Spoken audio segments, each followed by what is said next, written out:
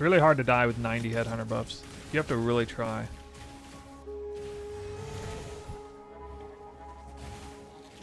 Alright. Survey says 4 divine orbs, 3 boxes. I mean, I do have 39% chance to do, but I got no quant. Look at this. This is a good map. It's a high quant map. There we go. That's what I'm talking about. What about this up here? 7 divine orbs. What in the world? 3 annuls. Alright guys, you wanted to see it. Here it is. This is what I mean, man. The Wildwood. See, it's just the fact that I have any yellow. Dude, I'm telling you guys, the second I have 3k yellow on this instead of 700, y'all have no idea what's coming. So let's drop. Dude, this dropped 69 chaos orbs. 69 chaos orbs. What's the quant? 524 currency. So that map dropped 18 divine orbs. 5 exalts. Hallelujah. Look at that ratio. I might have put exalts away by accident. I don't think I did though. I think I just got really lucky on divines.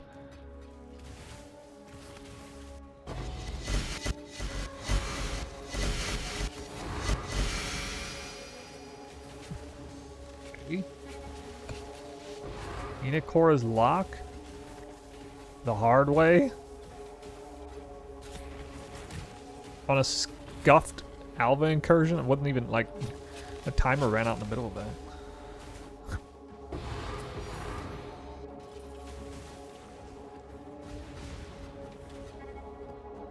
What? Bro. You're just sitting here. Just sitting here. It's the lagger map. It's the lagger map. What is the pack size? 103? Second lock. So fast. Look at this timer. Into the 4th one with 25 seconds left. Ooh. Crazy what you can do when you don't lag to hell.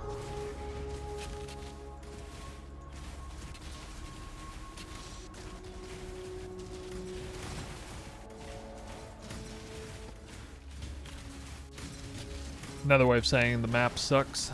Not juicy enough. Lose, lose. Oh, divine orb.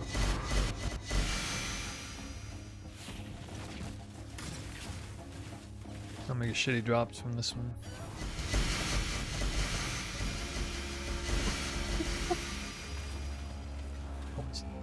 Of course. I mean, it doesn't exactly look like that. Oh, jeez. What? Another quant?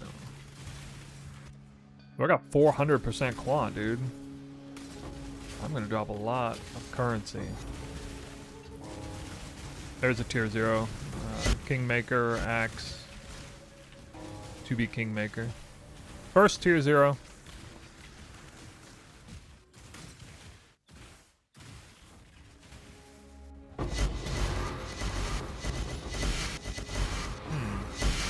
Divine Orb, wow.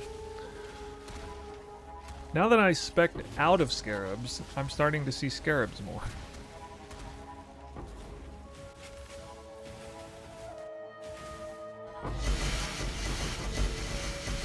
Yeah. Hey, where's my dupe?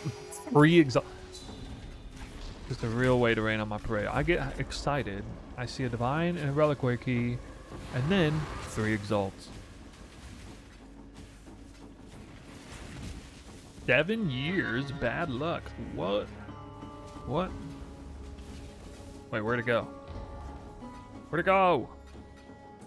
Where'd it go? Oh, it's up here.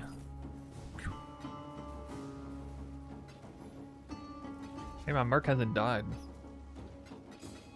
You planning to play any other builds?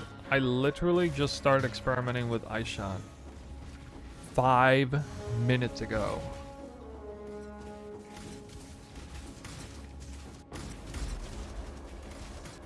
Lagging. Oh. Well then. That was pretty early.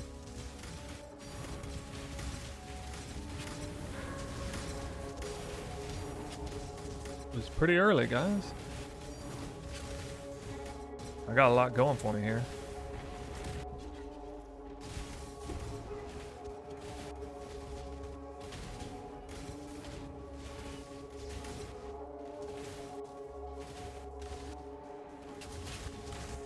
Oh, Jesus. This kind of lag is fine. It's allowing me to move. It's whenever I get stuck. Actually, this is incredibly clean.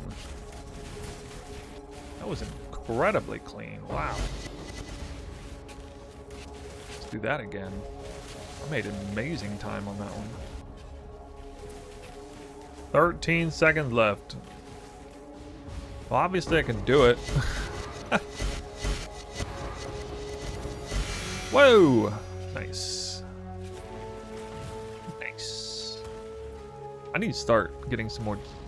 Every time I get divination dupes, I never drop a card, but when I don't, I often do. Mods have got to be, yeah, contributor too. Surely they are.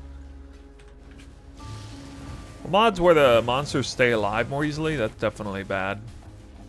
But it's not just that. Like, I've had some maps where, you know, they had a whole bunch of extra EHP and it still didn't lag, so I don't know exactly.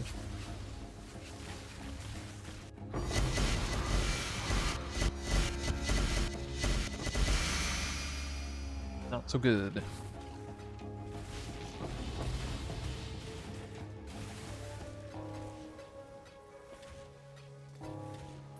Duped a Sacred Orb, okay. Unnatural Instinct. My favorite jewel. Oh, what happened to your map? Painted Divine Teardrop. Okay. Yeah, well, I totally forgot about that drop. I guess you would probably see one of those every now and then. Hey guys, what's going on? It's New here. We got a real juicer strat for you today, as you can see. I am kind of following the meta today a little bit. Not going off, veering off, doing something crazy. We're going to be doing a new strat that is kind of taking the PoE 1 community by storm. I guess it's being called the Alva strat with the Evolution Shrine and Beyond of the Invasion.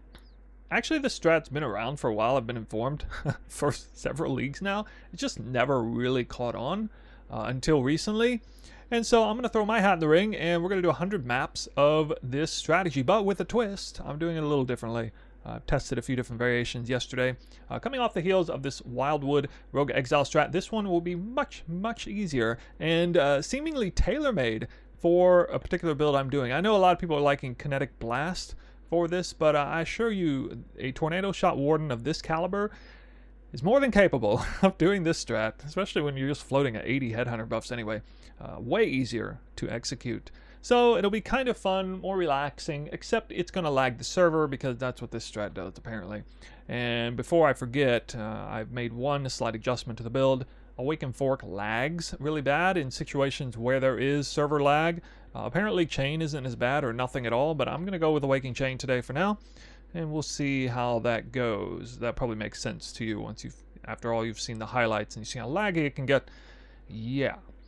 So I'm going to be tracking currency mostly because that's what we're primarily farming for. And yeah, we'll see the Scarabs, the maps, the way I'm rolling them is quite specific this time. So you want to pay extra close attention to that when we get to it. But first, we'll start with the Atlas. Now the Atlas, I think I am truly doing almost exactly what most people are doing with the Atlas for this strat. If you're not aware of this strat, I guess several other content creators have already made videos on this within the past week or two. Too many to count. It really is kind of a pretty well-known strat at this point. So I'm a little late to this one, but I did like it. I like doing juice content, so we'll go ahead and try it out for size. I really like the Bismuth ore. It has a humongous impact on this particular strategy, so taking all the ore nodes you possibly can. It looks like we can spawn it around 50% of the time, maybe a little less. We got to take Beyond in a specific way, just make sure it's actually spawning in the map. That's basically the only thing you really need to do to have a 100% chance to spawn Beyond, and that'll make sense with the Scarabs when we look at that. Actually getting Pale Clarion, it seems to have quite a good benefit and probably synergize with the percent more currency multipliers rolled on the map. And otherwise, we are rolling tier 16.5, so we'll get to chisel them up, not with regular chisels. I'm going to be using pack size chisels today, and then pack size is a big focus on here. I like focusing on pack size, especially when doing juice content, so that's going to be my sort of flavor to the strat, I guess. Covetous Shrine is a little more important than normal this time around, as the Covetous Shrine, I think Dark Shrine and the Wildwood are the only ways to get player quant on the map right now. And this is a timed strat that's a little hard to execute, trying to use the Evolution Scarab Shrine within the duration to get all 4 Alvas done. That's why we're using the Gull Helm for the extra duration. Some people like using Blunderbore with it just for the increased effect of the Covetous Shrine, but that does not increase the timer of the shrine. So a small benefit there, actually. So Alva is also being taken here, and we're just kind of getting enough to make sure we get... You'll see. We'll make sure every single Alva is magic. Minimum magic monsters. Very important for that. Pack size stuff. Always 4 incursions. More chance pack size going up this route instead. So yeah, focus on Shrine, Alva, increased effect modifiers, and Beyond. And a little bit on Eater of the Worlds. I'm focusing a little more on Eater of Worlds than I think a lot of people do. Basically, this says 0 focus on Scarabs, which is a little bit weird, considering you can roll % more Scarab mods on there. Scarab farming in general is just not in as good a place as it usually is, so that's where we're at. Alright, so let's move on to Scarabs and maps. We'll start with Scarabs. Double Incursion Scarab of Champions with the 33% plus 35 is over 100% chance for all monsters to be magic. I'm not sure if Incursions in area have 15% increased pack size is multiplicative pack size with the number on the right. Probably not, but that's obviously nice to have that increased pack size. Beyond Scarab of Invasion syncs up really well with Domination Scarab of Evolution. Now, I already knew about this synergy here. I used it back in Chayula farming, mainly for leveling, though, actually. This was like 2 leagues ago in Necropolis League, I think, when I was focused very heavily on leveling. Also in Jungle Valley, which we'll be working in. And you can just spawn an apps. I already knew you could spawn a ton of monsters, but I didn't really think they dropped very much loot. Maybe they changed the way the loot drops a little bit on these sort of respawn monsters. Maybe not. Maybe it's just I underrated it at the time. But anyway, Beyond Scarab of Invasion will force a lot of portals to spawn after you kill a bunch of magic mobs in Alva, where everything is magic, and then they transform, some of them transform into rare, which then you kill, and then it spawns a ton of Beyond portals, which they all must be magic, which you kill, and then some of them spawn into rare, which, you know, just keeps cycling over and over again. It runs out of steam fairly quickly, but you can quite often get like, you know, 4, 5, 6 times as many monster kills as you would maybe normal. That's why the server, like, maybe not that much, maybe 3 or 4 times as many monsters kills as you would normally start with in an Alva Incursion. Then we have rare monsters in area of 2 additional modifiers. This is one's different. This is the one that I haven't seen anybody else use. Most people are using a Wisp Scarab here. And you know I love me some Wisps. Of course I want to do some lock and mirror farming. But I decided I wanted to tailor the strat a little bit differently. And in my opinion, this makes a lot of sense with the Evolution Scarab.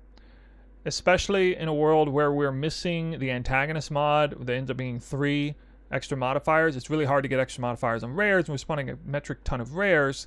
They are respawn mobs, maybe they're not native monsters, so in many cases they're not quite as good. But here's the thing.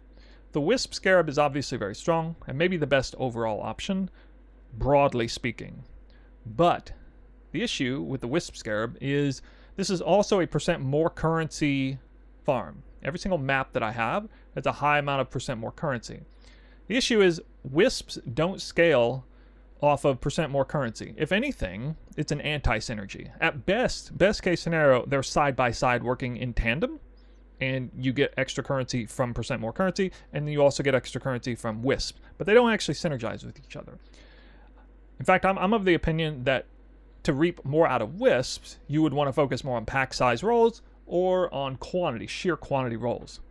So, in order for this to make a little more sense to me, or at least one way of looking at it, a different way of looking at it, is going even harder on the quantity rather than quality of the monsters. Not focusing on Wisp, but focusing on, well, okay, I suppose I'm still focusing on quality of monsters, increasing number of modifiers, but trying to just go really deep in the percent more currency route, not focusing on wisps. Now, the really cool thing about this is I'll still drop a ton of currency because those rare monsters are going to drop more than normal, but they're not going to be wisps. But I'm going to have even more currency. So I'm going to have more currency than most people have on the maps. I'm going to have 2 additional modifiers on the rares. The magic monsters will still drop a lot of currency.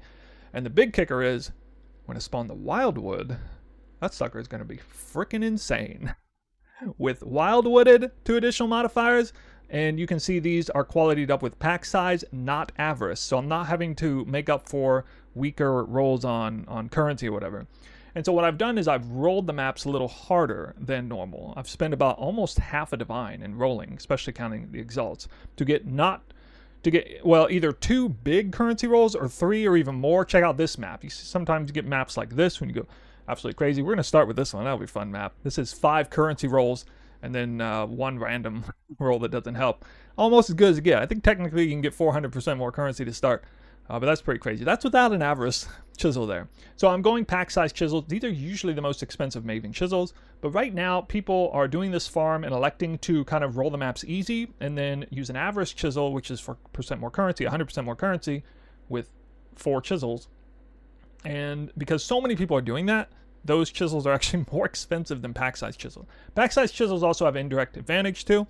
First of all, it'll be way better for the Wildwood, getting more wisps from the Wildwood. It'll be better on the monsters when you do the Wildwood. On the outside, it'll result in more just sort of raw loot outside of currency, more tier 0s, more of that stuff. Oh yeah, one more thing is Eldritch packs. The Eldritch packs are going to be bigger, which means I'm going to get more Eldritch altars, which means I'm going to get even more quantity and more basic currency dupes and more of all that beautiful stuff. And so that is another reason why I want to do pack size. There's multiple reasons why you might want to take the route that I've done. And so that's what we're going to do. I'm going to go the biggest, the juiciest route. Of course, for the most fun when it happens. Let's talk about investments. Investment costs. So a little bit high for sure. Map costs in general, tier 16.5 jungle valleys. A lot of people like to do this on Dune or whatever, but I mean, regardless, it looks like some of the most expensive tier 16.5s, which these are. Baseline, half a divine each. And it looks like the supply is hurting a little bit on that. It might even go up beyond that. We do not self-sustain on this. You would think we would self-sustain maps, but apparently not. Map rolling costs. So counting the chisels are almost a divine. Or actually, they're a little more than a divine. Now that I think, yeah, a little bit more than a divine. They're like 50 to 60 chaos apiece. That's a divine there, 4 of those. And then about half a divine, almost half a divine in chaos, and then usually 1 or 2 exalts to finish it out. And I got a regex link down below in the description. And basically, I'm going for 170% currency or above. And I still won't run that unless it's pretty good. Check out this one, 179% currency. That's the lowest number I'll get. It happened to roll with 47% pack size, 135% quant. A decent map. Pretty decent map. It also has percent more maps is good because these tier 16.5s are worth quite a bit. So it's nice to get those. Also, unfortunately, Abomination is the tier 17 that drops here. So you definitely get better tier 17 on Dune with Fortress. But I like Jungle Valley for the better Eldritch Altars anyway. And I don't mind the extra stretch to have to run in the time window and stuff. Seems to be okay for this character. Scarab fees are 11.4 divines. They're fairly cheap. Champion Scarab's like 10 C a piece or something. It's the most expensive, I think. Not bad. Nemesis Scarab, dirt cheap, by the way. Carrot Map Device, 1.4. Total investment cost, 202.8 divines. And wouldn't you know it, I keep saying it's almost a meme at this point. Every single in-game strat I do is right around 2 divines per map. Every single one. The Wildwood Fishing strat, on average, was about 2 divines per map that I ran. It just seemed like the containment pilfering strat, 2 divines per map. It's always that price. I don't know why. But yeah, there you go. Another thing I would like to mention is that I'm not going to be tracking Sacred Orb mirror locks. I might do it. I suppose if I drop a Sacred Orb in a Wildwood map, I should probably count that for the ratios like we did in the fishing. But we're not really target farming locks and mirrors. This is, what I meant to say is a quantity over quality strat in terms of super high tier currency. We can brute force make locks and mirrors drop with this strat, but it's like everything is dropping. You're really kind of focusing on divines, valdos, and maybe keys more than anything. The specialized ratios squeeze of the blue wisp juice is not going to come into play very often here, except when the wildwood spawns. And so the quality of the highest tier currency I drop is not that great, and the ratio of 20 or 24 to 3 to 1 does not apply to this strat, broadly speaking, especially if you're not even using one wisp scarab. So we're going to also track originator maps. I forgot to do that last time when I was looking at, I actually left a lot of things out. I left out last time I did the 100 wildwood maps. I left out the originator maps. I'm going to count those this time. And also high quality bases. I left like 100 divines on the table on the last farm because I didn't count a whole bunch of the quality bases. I'm talking 21 or 22 to 30% quality bases that are really good, are still worth a lot of currency right now, especially things like, you know, Twilight Regalia, something I dropped recently, you know, things like this. Okay, and then I, you know, recombinate it, get high item level, and split it, and that's worth, you know, a ton. I already just sold one of those. So that's just an example of an item we will count, and we'll have to track it as special. The other thing we're doing, brand new, haven't seen this in ages, is exceptional gem leveling. So I talked about this. I think I gave it an honorable mention last time. This strat, you're going to get a ton of gold. I'm not going to track gold, by the way. You get a ton of XP, which we don't need. But we do like XP for leveling gems. And based on what I can tell, you get roughly 1 divine per fully leveled exceptional gem, especially if you count like all 3 individually. You get more for enlighten. You get a little less for enhance and power, but maybe it evens out if you're trying to corrupt it, especially if you're using Doriani Institute versus just Val Orbing. All in all, each gem leveled from 1 to 3 is about 1 divine in value. And I'm going to level a lot of them, guys. And we'll do a little gambling session at the end, at least for enhance and empowers. I think I'll just Val them, and I'll save the enlightens back for another video. A fun video. But yeah, this is going to be a lot of gems. I actually don't know how many I'm going to level. It's going to be kind of wild. And if you want to know how to get them, it's not super annoying anymore. You can buy cards like this. Or the home card is really good for this as well. And so you can see I have on standby, it's preferably a better than standard rate on some of these cards. I would like to purchase those and turn them in, and then I get my gems that way. This is really annoying to do in an era where we can't just use Faustus to get the gems, but when you can, it's a whole lot easier, and so it definitely feels worth doing. On the other hand, you can level other things too. You can level awaken gems, not necessarily awaken exceptional gems, but you know, you can level awaken fork or something if you want, and maybe get a little bit of extra that way. And we're gonna start map 1 with this crazy juicer. I probably won't need to use this. I'll still use this setup in the wildwood. So yeah, I will use that belt in the wildwood. And we're going to use Domination. We're hoping the Covetous Shrine spawns. We will get an Evolution Shrine. I think something like 7 shrines spawn. I mean, it's absolutely ridiculous. And I'll show you how I run the map as we go through it. I'm not going to kill a boss, except to get the Eater of Worlds invitation. Alright, I think... yeah. Oh, one last thing. Make sure you should probably put Alva next to your thing. I'll still probably forget this, but you know, 12 incursions remaining, 3 rounds. Take the thing. You can actually force Locus of Corruptions and things on here. You could even potentially spec a few points and pay attention to that. I decided not to. Not to mess with it. Not a bad idea though. Again, every single one of these maps has at least 179% currency, more currency. And if they have like way over 200% more currency, they might be trash. Otherwise, like not have very good pack size or quant, but typically they do. No risk. One mod you can't roll for sure is buffs expire faster, because you need that evolution shrine to last full time. Spawn the influence and then kind of backtrack forward. So I'm kind of mentally logging where Alva is. Actually, at this point, I don't really need to do that, but I do need to find, at the very least, I need to find the evolution shrine. I need to know where that is. Now, open the Alva nearest that evolution shrine. And if I see a covetous shrine, I also save that back. But otherwise, I'm picking up every shrine that I see. Quant altar, nice. Mini shrines.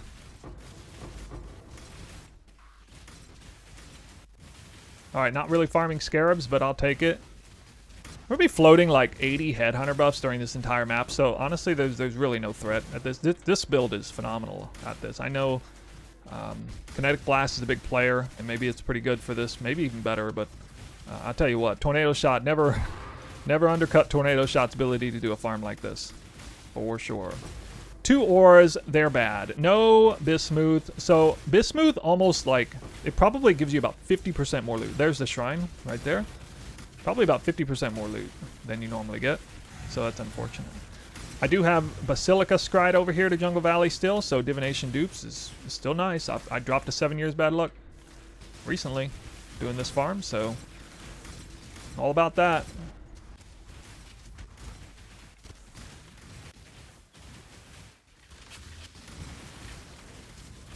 Rarity tier 0s are common, so that's still pretty good. Okay, then whatever shrines remaining. This is the first Alva back here. It's closest to this shrine. Pick this up. I actually don't even do the other ore at this point. Oh, one more thing I forgot to mention. Check out my flasks. I got a different one on now. I got Explode Flask on. Okay, so I don't... Hold on. I should... It might be lagging right now. Can't just hold right click here.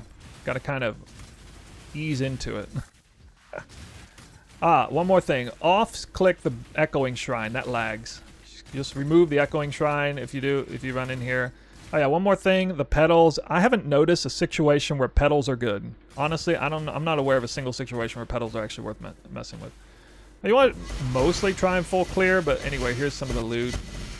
Pretty good loot. I don't actually stick by and watch that, generally speaking, because we are on a timer right now. Oh yeah, I forgot to grab my Covetous Shrine. That was a mistake. I should have grabbed that first. But at least I got it for the following 3.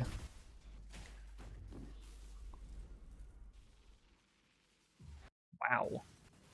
That is worse than normal. Did that Covetous Shrine pair with an Echoing Shrine or something? I can't actually tell.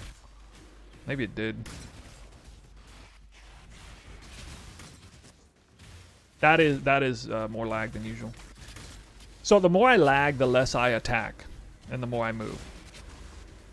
Now, if the map mods are crazy bad, maybe it's a problem. Oh wow, this is really bad. I could die here, actually. That's so bad. It probably wouldn't be a bad idea to just stop and press escape. Like this. This might help it a little bit. This is pure server lag. I'm not lagging at all right now.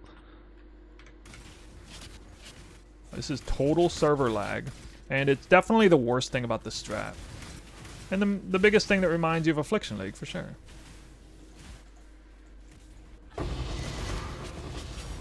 I'm not really sure why that's lagging some more. Maybe because I'm now streaming it, and streaming it makes me lag more than when I do it offline. So huge advantage to those of you who aren't streaming. You probably have an easier time doing this strat. I feel like I do, because any extra weight between me and the server is really bad. Alright guys, welcome to the results of this crazy farm. I got a lot of words I want to say on it, and I was sure to include a couple highlights to illustrate some of the frustrations. Talking about lag mostly, as well as very smooth, non-laggy runs, so you got a bit of a mixed bag here. I'm going to save some more comments on that for later, but suffice it to say, I tried to do just about everything under the sun to fix any sort of lag issues, and I think my main takeaway is that you just got to play at the right time of the day. That was the biggest factor for me. Anyway, we have all the dump tabs A, B, C, D, and we're not using anything here. By the way, I did hit a little Chronicle with Locus of Corruption. Extra value, I guess. There's a lot of bases, quality bases, which are going to be added here. There's a lot of the fully leveled gems, which we're, again, counting as worth 1 div each. And I nearly hit another round, so we're not going to count those, okay? We're just going to count all the ones that I do have. And here is the initial breakdown before we do any liquidation. We have a Hina Core Lock ×2. I'd say I'm probably a bit lucky to get 2, but maybe should have got 1, maybe. 195 Divine Orbs, nearly 2 Divines per map. That was with struggling through some lag that was definitely affecting my performance, so would expect better than that normally, knowing now what I know. Like, I know not to do this strat at the wrong time of the day. Sounds like a weird thing to say, but that's just really how it goes. Over 200 exalts. 8 7 years bad luck. Nice. A lot of Eldritch currency. You notice on the top of the list it's like all currency. Obviously no mage blood dropped. A ton of uniques dropped. Somehow I only got one tier 0. 1. And it's Soul Taker. So that's down on the list somewhere. I got a lot of copies of Ralakesh Impatience. They vary quite a bit in value depending on the role. There's that Soul Taker. Scarabs were not a big part of this. Yeah, one audience with the king. Yeah, alright. 6 Sacred Orbs, but I don't think the Sacred Orb count and sort of ratio really means a whole lot here, since especially since I was not using any Wisp Scarabs. I don't... Maybe like one of those Sacred Orbs dropped during a Wildwood map. Maybe. Yeah, Wildwoods, I'm very frustrated as well with the Wildwoods, the way it worked out. I was putting a lot of stock in that here, but I think, what was it, like 10? I think 10 Wildwoods I did. Maybe half of them even had blue on them, and I didn't have a single good one. The good one for this farm would be a decent amount of yellow combined with a decent amount of blue. A decent amount of purple, too, would be nice. I didn't have a single one like that. The best Wildwood I had was about 4k purple, 4k blue, and 700 yellow. I dropped 18 divines in that map, so that should say something. And that's not a good Wildwood, because you really want a more reasonable yellow number there. No Dark Gift or anything like that. Probably had Bismuth ore, maybe. Here's the rest of everything, and yeah, we're gonna now go through the process of liquidating. Actually gonna do some gambling. Gonna have some things to gamble. I'm gonna go ahead and Valorb the enhances and powers and a whole bunch of the uniques for fun. Oh, we're back with the aftermath and results all together. Everything has been calculated okay, and you guys can see it right here. We got some value, some extra value in Originator Maps, high quality bases, 80 divines there. 23.5 div Originator Maps, leveled exceptional gems, 37 gems level. I did say early we'd count each leveled exceptional gem worth 1 div on account of the things you can do after that. On the low end, you can like Valorb it. On the high end, you can Doriani's Institute, or you could just sell it for a small profit if you want. We will be valing some of those things in a little bit. But you can see now it says 899 as a consequence of liquidating, you know, the top 20 lines or so. And that added a little bit of value, of course. Then we're adding all of this stuff on top. And it shows up here. Gross 1,039.5 div against an investment cost of a little over 2 divines per map. Recalling most of that is in the pack size chisels. Or a lot of it is anyway. Net profit 836.7 divines. Divines per map 8.4. Divines per hour 72.8. A pretty respectable number. That is the highest number I've gotten this league for any farm. Second highest would be Cluster Abomination Boss Rushing, which was about 50. And so I'm rather impressed with that. I figured it would be really good. It's the one that's kind of people are really locking into now. That's also with a lot of maps that didn't go so well because of lag. So I lost out on some value. I would guess I lost out on at least 15 divines worth of value from that. No joke. But anyway, yeah, you can see we have a dump tab set up over here, A, B, C, and I got a lot of things to do involving gambling because this session, you know, so much of so many things drop. That's why you just like, you don't even realize how much loot you're dropping until you actually like start figuring it out. The fact that we're dropping, I'm actually picking up Chaos Orbs, that I'm picking up, you know, Eldritch Currencies, that I'm picking up Scouring Orbs, and I had like 20 div worth of Scouring Orbs is pretty wild to imagine that. Never really realized. So that's one of the major perks of this strat, that you're actually picking up things that show up on the loot filter, not normally, because they would drop one at a time, and you wouldn't mess with it, but they drop 20 at a time to pick it up. So let's get to that gamble, huh? Shall we? I don't even know if I have enough Val Orbs for this. We are going to corrupt everything on here. Wait, why does it say corrupted already? Stop lying to me. Boom, here we go. Every single one of these uniques can corrupt into something that increases its value by quite a bit. Somehow I only dropped one tier 0. I don't know how that's possible to have only dropped one tier 0. I do have some rarity on this flask, but I guess that was it. Alright, next. Nope. Implicit. Yes. Okay, so a lot of these are just going to be the implicit they already have. Cast speed. Oh, I can't even check that, huh? +1 level gems, Here's Ire. Badly rolled. Still a divine. Okay, 1 divine now. Socketed duration. Whoa, that was an insanely well rolled Relic Cache anyway. That's got to be pretty good. I probably shouldn't have even corrupted that. It was rolled so well. Auras. 4th Vow. Oh, not worth anything. Curse. No. Socketed Fire Gems. Nope. Wait, Damage Pen? Pagan? I'm not sure about that one. Curse Gem Aegis Aurora. Tiny bit of value? Really? Oh, Rarity Calms? Oh, nope.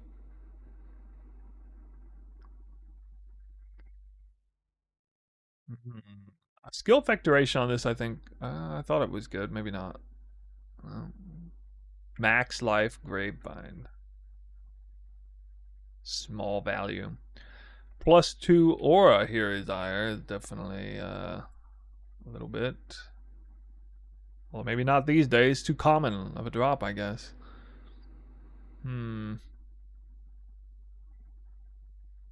Oh, burning damage. This could have been huge if that was percent. +2 aura gems. I'm not seeing much. Wait, pride? No.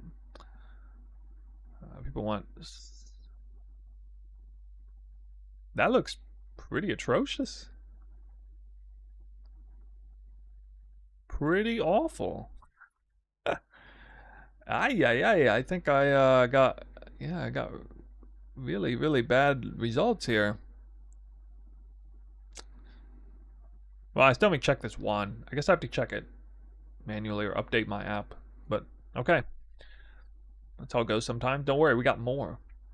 More to do. Now, at a later date, I'm going to Val the Enlightens through the Doriani's Institute. But for now, I'll just do it the hard way. 1.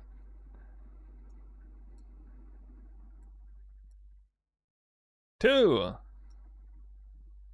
Only have like a 1 in 8 chance of this, by the way. 3. He can't go down. 4. He can't go down. 5. I'm getting away with it, aren't I? I'm truly getting away with it. Oh, 1 down. But I've already scored massively. Hit 5. 5 level 4s.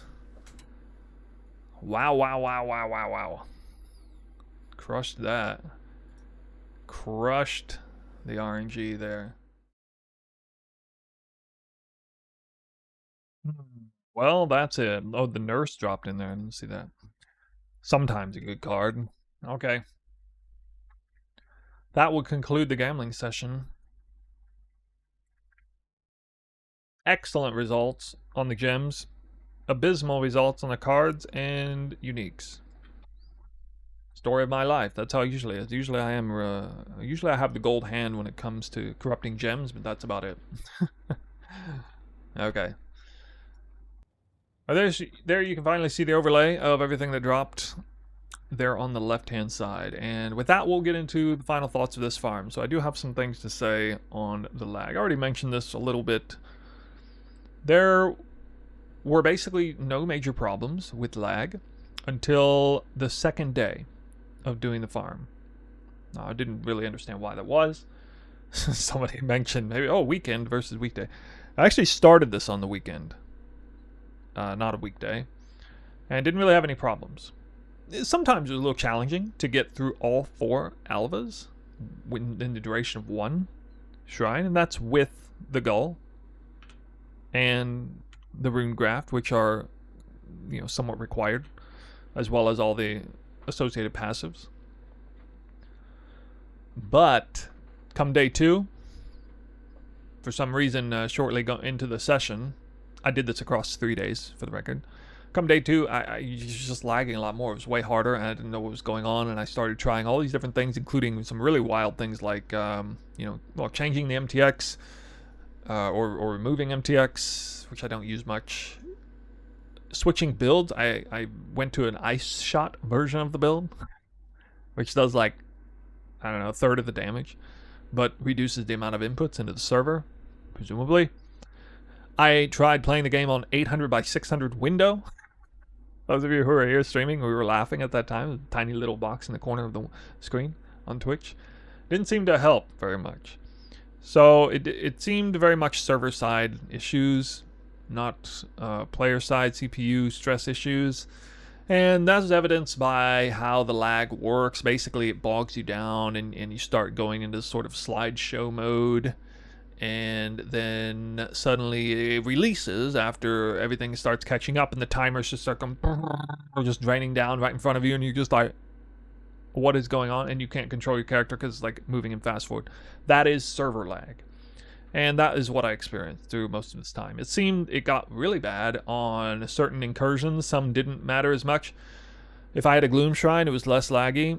There's definitely a situation where, like, if you see an insurmountable number of monsters on the screen, especially their health bars are active and they're not dying instantly in one hit, which they don't with Tornado Shot, which is part of the reason why I tried Ice Shot.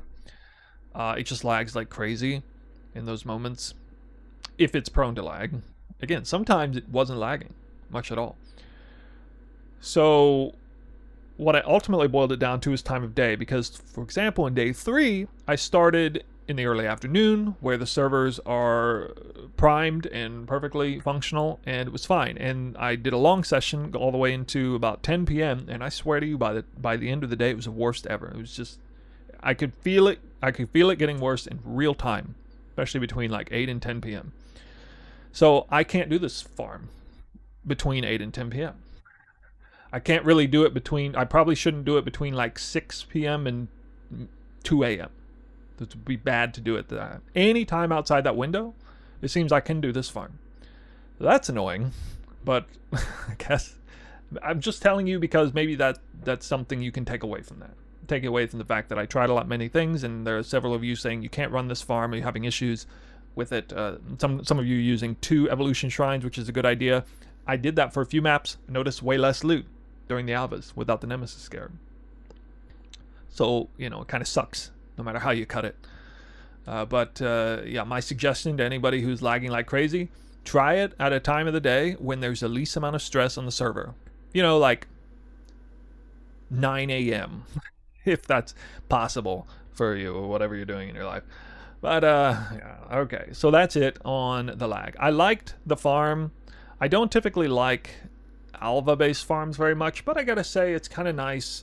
Inconvenient just getting all the loot in one place. It does, I've talked about this before, it gets that nice anticipation moment, and certainly there is a moment when you're about to exit and then let's see all the loot spill out. Of course, you don't actually see all the loot spill out because you're immediately racing to the next Alva event because you don't want to waste any time on the shrine. So aside from that point, you know, when you turn around and come back and see all the loot in there, then it's exciting. But yeah, a couple of Hinacore locks out of the blue, that was fun, of course. And I can see why a lot of people like this farm, if they can do it. Obviously, the Bow Warden can do it. We always talk about what the Bow Warden can do. Can it do the farm? Yes. It looks like Tornado Shot is a little bit problematic with all the inputs of the server. It's at least not the most favorable skill. 90 Headhunter buffs floating. I mean, almost anything could do this farm. Almost anything. I mean, you could be a pretty slow build. You would still crush. If you have any clear whatsoever, you're just going to crush this thing. I would recommend a build that hits really hard with very few inputs into the server. Just like walk, boom, one-shot everything. Walk, boom, one-shot everything. Walk, boom, one-shot everything. Explodes are good because they tend to just erase all the monsters on the screen. It releases whatever lag there might be. So those are the kind of builds that are going to be good for this. I know a lot of people talk about KB. KB has a lot of lag potential too, but it can be good. It can be good. It just kind of has, it does put a lot of inputs on the server as well, but that's kind of the most popular build for this. Yeah. So the people talking BV in the chat. Okay. That might be a good one. A good one. I definitely recommend this farm for anybody who wants to do it, who can do it, who's got a good CPU. It definitely does take a good system on your end to do it, and it takes some favorable. It takes a favorable scenario on the server side, so there's a lot of stipulations to make this farm viable.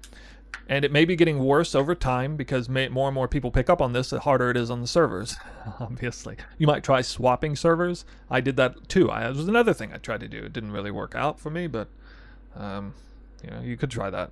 So I will not be doing this farm for the remainder of the league or anything. I am thinking about doing it as a wildwood fishing strat though, because I like doing everything wildwood fishing.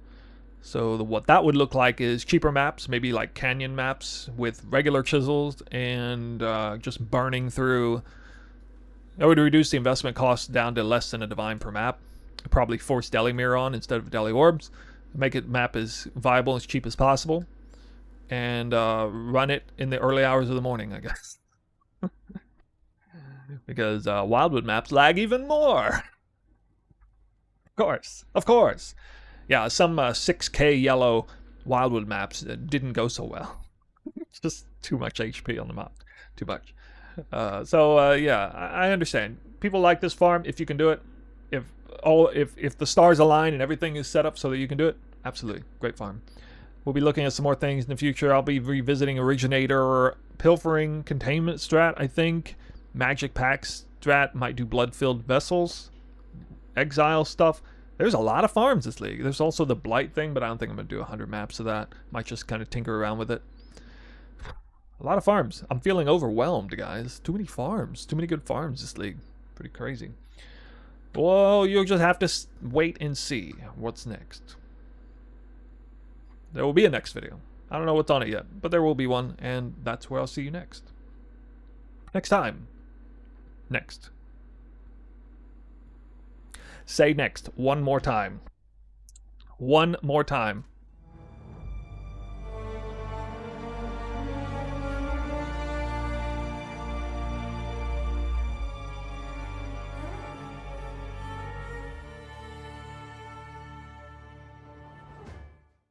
A few moments later. Caster favored. Wait! I forgot 38... Wait, no. What? Hold on. That's not right. 38 divines. That was 7 years bad luck. I did not include in the results. What an idiot. I go through that much trouble to do all that stuff, and I just threw out 38 divines. Alright, the strat's even better than I said.